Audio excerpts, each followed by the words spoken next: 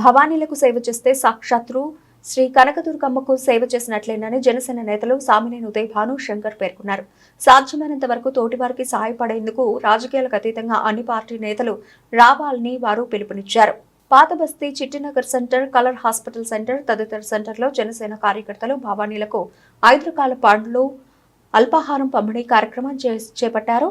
ఈ కార్యక్రమానికి ప్రత్యేక అతిథులుగా జనసేన నేతలు సామినేని ఉదయ్ భాను శంకర్ తదితరులు విచ్చేసి గిరి ప్రదక్షిణ చేస్తున్న భవానీలో అమ్మవారి భక్తులకు 5 రకాల పండ్లు, 2 రకాలైన అల్పాహారాలను అందజేశారు.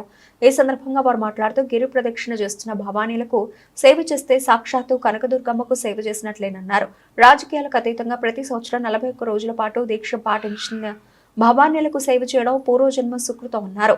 విజయవాడలో పశ్చిమ నియోజకవర్గంలో అమ్మవారి భవానీలు మాలల భక్తులందరూ కూడా మరి శంకర్ గారు, బాడి శంకర్ గారు నాయకత్వంలో, అలానే పెద్దబాబు గారు కార్పొరేటర్గా, అలానే రాజేష్ గారు కార్పొరేటర్గా, జిల్లా బీజేపీ అధ్యక్షులు శ్రీరామ్ గారు, అలానే స్థానిక శాసనసభ్యులు సుజనా చౌదరి గారు ప్రతినిధిగా ఉన్న శ్రీధర్ గారు, స్థానిక నాయకులందరూ కూడా ఇవాళ భవానీలకి భక్తి శ్రద్ధలతోటి ఇవాళ చేసే కార్యక్రమాలకి మరి వారి అందరూ కూడా మనం కూడా వారికి కొంత సహాయం చేయాలని చెప్పి మరి పళ్ళు పంచిపెట్టేది ఒక మంచి సేవా కార్యక్రమం.